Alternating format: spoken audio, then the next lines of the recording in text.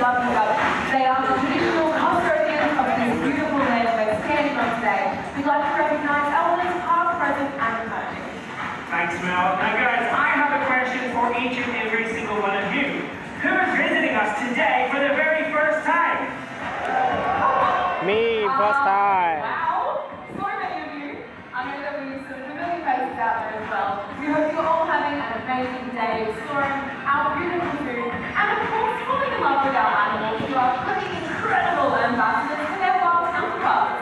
They sure are, but guys, so many of our wild species really do face the threat of plastic pollution and entanglement every single day. But together, we can make a huge difference just by changing some of our habits. Yeah, we sure can. And today we did ask for some assistance from the bird crew to show you just how easy it is to keep Australia looking beautiful for years to come. And we are joined by two of our beautiful parrots here on Australian Zoo. We have Jared and Nico, and they're showing us just how easy it is to put your rubbish in the bin. Yeah, that's right. Simply by always disposing of your rubbish correctly, you can help save so many species and their habitats as well. So guys, please remember to reduce, reuse and recycle your plastic waste whenever possible. That's right, Nico. Birds can do it, so can you. Let's put our hands together for Jared and Nico! Thanks, Claire. I love those birds. I know you do too. Put me in a great mood, John. You know what? I have an idea. I reckon we should give away some free stuff, but I don't know. Does anyone here like free stuff? Yeah, we all love free stuff, but guys, we know that nothing in this world is truly for free. But thanks to our friends at Lala Crocodile, we actually have some extra special prizes to give away today. We sure do. How do I know we should give them away, John? What should we do? Maybe do some animal impersonations? Yes. I thought you'd never ask. It's my favourite game. Why don't I do the Croquetine and two first? Yes, let's do that. Do you want to take that side? I'll take this side. Guys, everyone from this corner all the way through to you. Guys, you're with me. You're group number one. Okay. Alright, so that leaves me with everyone opening up and underneath the shelter. You're the lucky ones, because you're my group. Make some noise, group number 2. How cute are they? Make some noise, group number one. I love it. Okay, right, let's get this started. Mel, please tell us, the whole Carcassonne, what's your favorite animal? My favourite animal. Favorite animal? It's a really tough question. Duck. One comes to mind. Thank you. Hold the applause, guys, hold the applause. Crocodile. A chicken, one of our beautiful species, a chicken.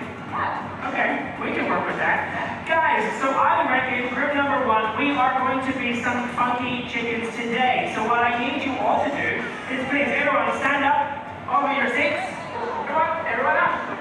And give me your best funky chicken impression. In 3, 2, 1, go!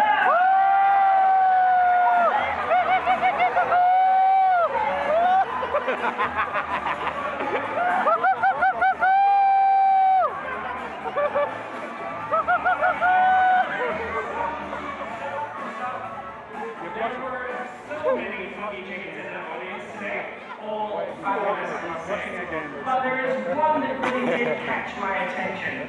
So this young lady, purple t-shirt, black cap, that was phenomenal. So what I would love for you to do, can you stand up for me and show the whole Carcassonne your funky chicken? Yeah, 3, 2, 1, go!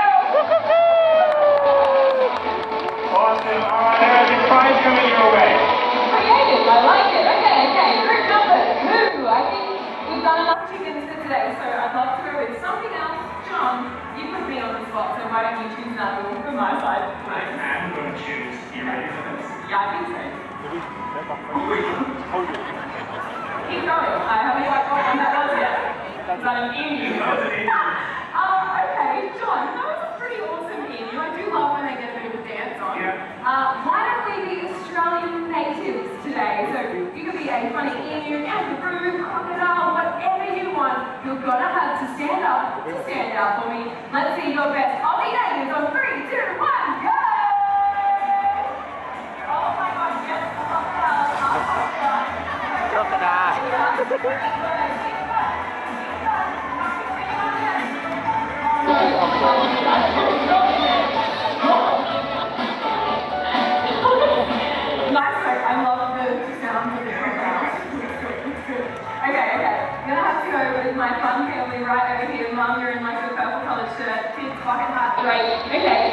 We want to see it one more time. 3, 2, 1, go!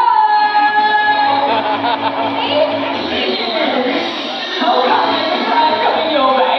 Now guys, Mel and I would love to give each and every single one of you a prize, but we do promise that our Wildlife Warrior show coming up will be prize enough for you all. It sure will, but you know what? A little birdie told me there's someone celebrating their birthday today. Marit is 23 and has come all the way from the Netherlands, I'm told. So happy birthday wherever you are out there today. And for anyone else who's celebrating their birthday today, guys, we wish you a happy birthday and thank you for coming here and spending the day at Australia Zoo. Absolutely, I know there's plenty of you out there. But you know what? Let's keep spirits high by paying tribute to the man himself, Steve Irwin.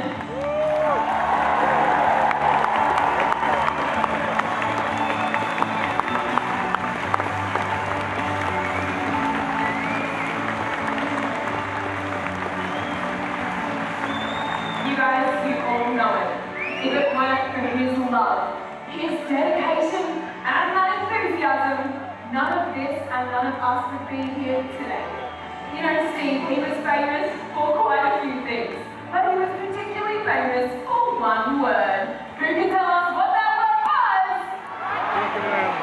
Crikey, yes, exactly right. So guys, what we're going to do right now here at Australia Zoo is what we call a good old-fashioned crike off. So, group number 1, we are now officially in competition with group number 2. Wow. How is this going to go?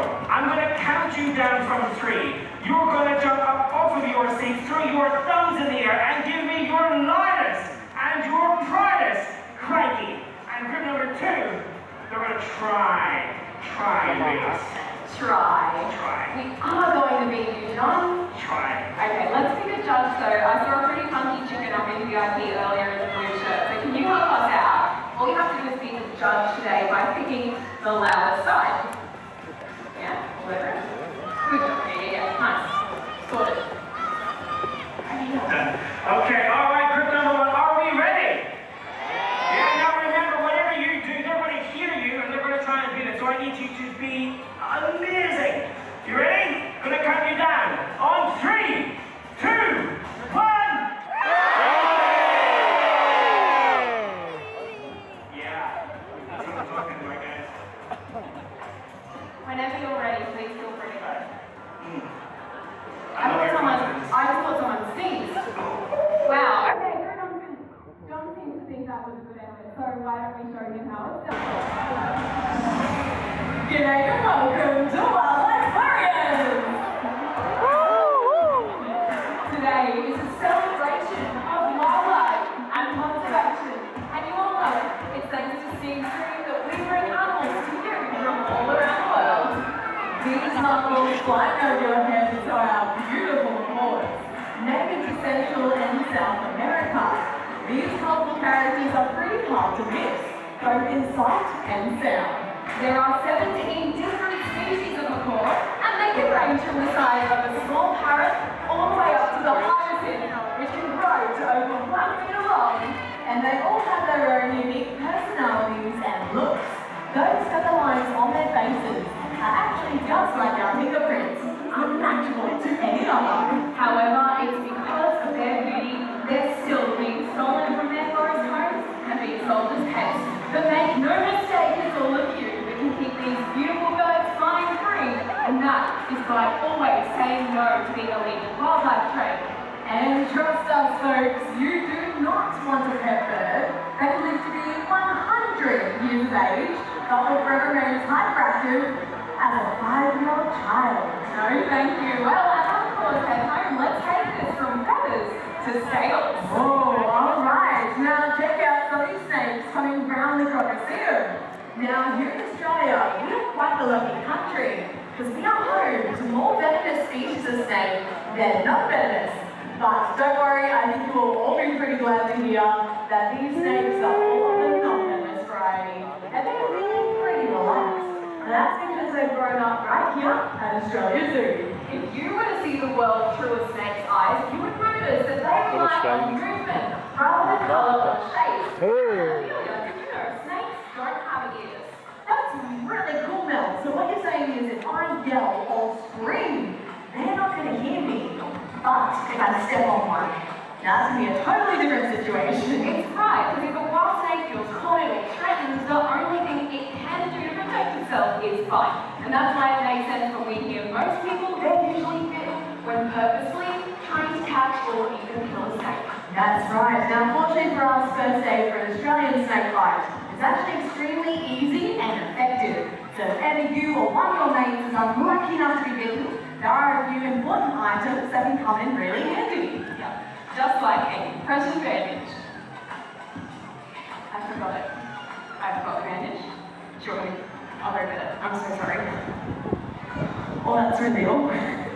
I'll just get it at a time. Actually, Mel, I know you're very committed there, but I actually have a plan B ready for us today. I knew you were going to forget again. You've got me, which is our compression bandage. Give it a big round of applause. Great job, buddy. Now, if you don't have a bandage or a beautiful bird to deliver it, don't you worry, an item of clothing or even a belt can do the trick next time. Too true, Amelia. You know what, who better to demonstrate the rest for us than Steve and Terry themselves? Here in Australia, we've got a technique we use in advice that is very successful. Be a bird life. And if you're lucky, you might spot a beautiful whistling kite, just like Fletcher here.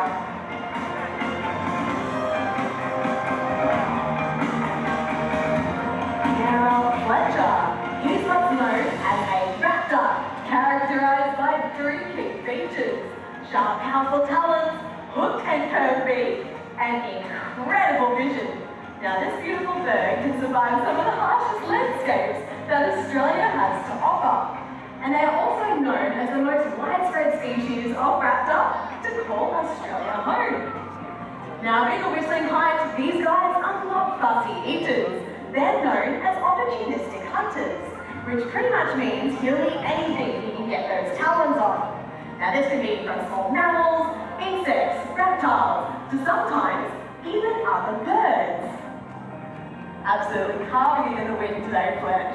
Now, my favourite fact about this species is they're really romantic. They're actually a monogamous species, which means they mate for life. So, if you are lucky enough to see one Apala, keep your eyes peeled, because there may be another one close by. Now, Fletcher, he's pretty special to us here at Australia, because he's actually a wild-born bird. Unfortunately, this guy suffered a head injury to his left eye, which left him completely blind in that eye. Now, due to this, he was deemed unreleasable back out into the wild, but we were able to give him a second chance at life here at Australia Zoo, where he's an amazing ambassador for his species and part of our free flight team. Alright, now we've just been joined by Albert and Scuba. Albert is the larger of the two, and he is a greater cormorant. With Scuba, with a little two-tone coloration, she's a little pine cormorant. Now, as you can see, these birds are perfectly designed for life under the water. Now, that's because they lack the water-resistant coating on their feathers that many other birds do possess. Now, this does make life great for underwater. However, birds can't take to the skies with wet feathers. So that's why you'll see cormorants lying in the riverbanks with their wings outstretched, just as if they're shaking them off to dry. Now, Albert and Scuba are only 2 out of 5 different species of cormorant to call Australia home. So keep your eyes peeled all over the place, and you might be lucky enough to see some Albert and Scuba. Albert! Good man! Give him a big round of applause, guys!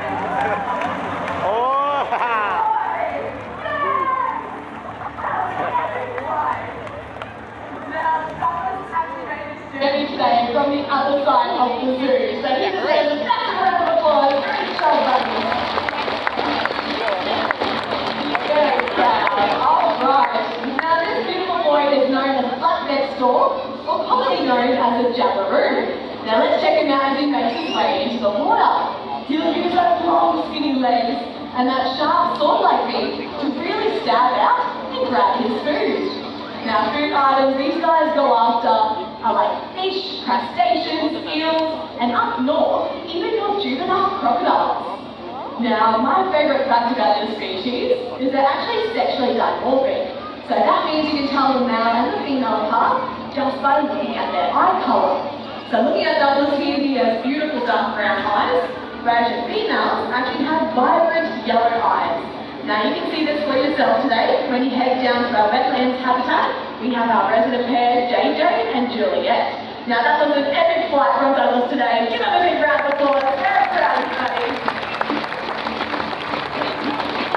Very special to watch that achievement. Very well done. Now, all the birds we brought out to show you so far, our black cockatoo.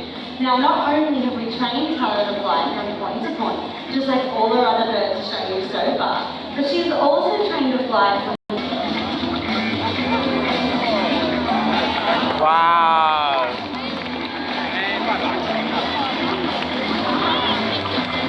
Thank you, Tara. Alright, a lot of noise going up here. We've got a jumper even. Anybody got a 20? 50? Oh, I'm really pushing my luck. Who was jumping before? You got a 50? Nah, I am only kidding. We are going to get this money back to you. Stand on up for me one more time. Yep. Now, place one hand out to the side. Actually, Diana's done a pretty amazing job, right? Let's test out your skills. Place both your hands out. Alright, now, slap really hard, flat out and get it. You got your next screen. Okay, let's give it over to this expert. One hand out, and then we'll just do it like a little landing platform, palm facing up. Beautiful. Now, Dello, she's going to deliver that via airmail. Once she places that note in the palm of your hand, just close a few fingers over it. And thank you very much, that was Dello, my amazing yellowtail black cockatoo. Oh, well done, Dello. What a little superstar. Now we're going to meet some of Dello's best friends. Check out some of our gorgeous native Australian parrots. These cheeky birds are naturally very social in the wild, and as you can hear, they have a pretty distinction. You keep your eyes near still, you might be lucky enough to see some of these amazing birds flying around Australia. But now, we would love to introduce you to the speed demons of the bird world, our rainbow and red-coloured lorikeets.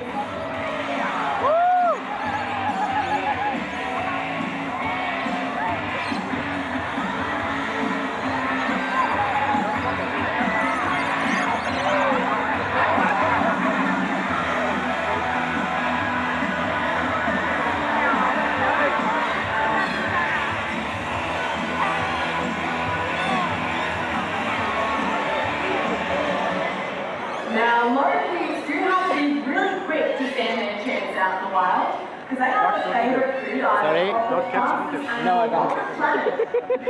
Don't need them. They're bad Now, all of our to birds do rely heavily on our Yeah. bush for food and for shelter. So please remember, no bush means no birds. Too true, really. Worldwide habitat loss is still the #1 threat facing the survival of all our gorgeous wildlife. So let's make a difference today, wherever you are, wherever you live. Grow a native plant in your backyard, and sooner or later, you'll have an amazing native wildlife living at your place too. Well, please, put your hands together for Amelia, for Rosie, and our gorgeous Australia Zoo 3 fine birds. Alright, now I think that leaves us just one thing left to do. Well, let's do it. Who wants to see the crowd?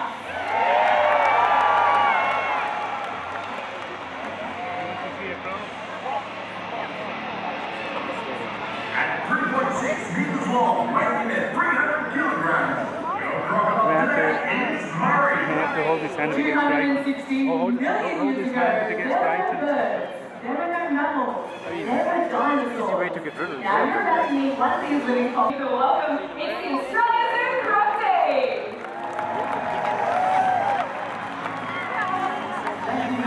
Thank you, Mills. Now, guys, we've got the best part of the show for you. We've got the salty. And today, with Nick's help and myself, we're going to show you just how easy it is to live alongside these amazing apex predators. Now, Murray, he's the star of the show today. He's the big salty that we've got coming out. And take note, as he makes his way into the canal and out here into the open, he's not crashing and bashing across the water surface trying to get us. Because we're making it one of the 3 big mistakes people make right now. That's being far too close to the water's edge.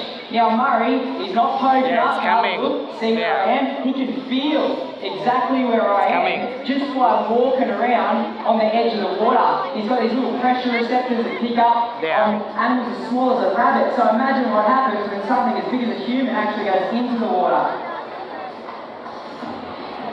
For Murray, he's basing his movement on vibration, but the territorial response is what we're looking at. Now he's all fired up. It's actually all yours, mate. Another stitch up. There you go. Come on, Murray. All right. Nice little one. Give it up for Murray. Very nice little throw. Now, guys, that was for food then. We'll see if we can get a territorial response from him. Nick, can you get in the water, mate? Who wants to see the boss get in the water? Everybody came to the zoo to see Nick get nailed by a crocodile. Alright, now, he shoots the birds, there we go. As soon as he recognises there's an opportunity, he wants to remain as that unseen predator. Now, see if we can get another strike. There's not a lot of room over here, so I reckon you can do that. Again, Murray, thanks, mate. Nick's actually my boss and meant to be one of my best mates, but come on, you guys. Now, if I go quiet, it's because I'm incredibly nervous here on the fence line. Well, there you go. Nice work. Now, the reason why we do get so nervous is with one flick of that tail, they can definitely hit this fence. They can go from the tip of their nose to the base of their tail incredibly quickly. But the real reason we're nervous is that jaw pressure. In his mouth, he's got over 3,000 pounds per square inch jaw closing pressure, which means if he grabs a pig on the head or a kangaroo, it's all over bar the shouting. Car crushers at the tip, they work on about 2,500 PSI and they can't crush a car into a little cube. He's got more of that in his mouth. Now, there is another area crocs can be dangerous, and that's in areas overhanging the water. Go for it, boss. Thanks, mate. Now, Murray here is an incredibly athletic crocodile, around 14 feet. He'd be at the size in the wild where he'd be big enough to hold himself a territory and fend that off from other male crocodiles that would be pushing himself up and out of the water at things like frogs and insects in the reeds. And he obviously, sorry buddy, I'm taking too long. He obviously uses this technique because it works for him.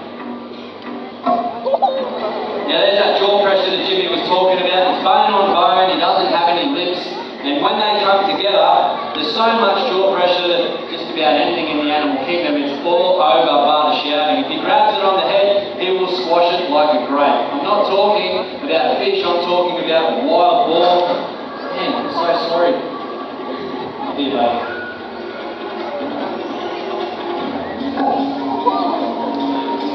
So we show you this to keep you safe. When you're up in Northern Australia, you have to be wary of that tail walking croc. Now, we'll see if we can get him around for one more strike. Bearing in mind, Murray is starting to get a little bit more fatigued.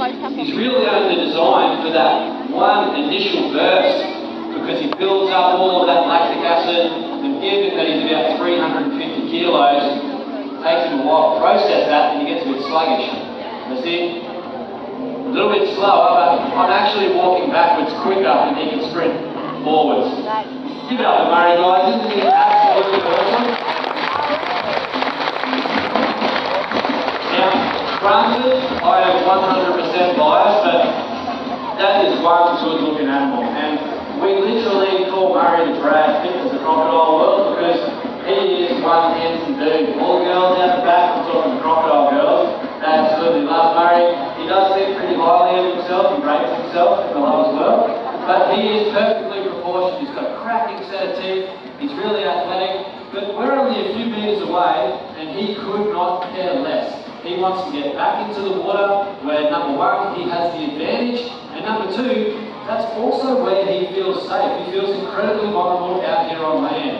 And that has shown just how shy and cryptic this animal really is. They're not out there being alive and to keep this beautiful planet thriving with these amazing animals. Thank you so much for being here, guys. Enjoy the rest of your day.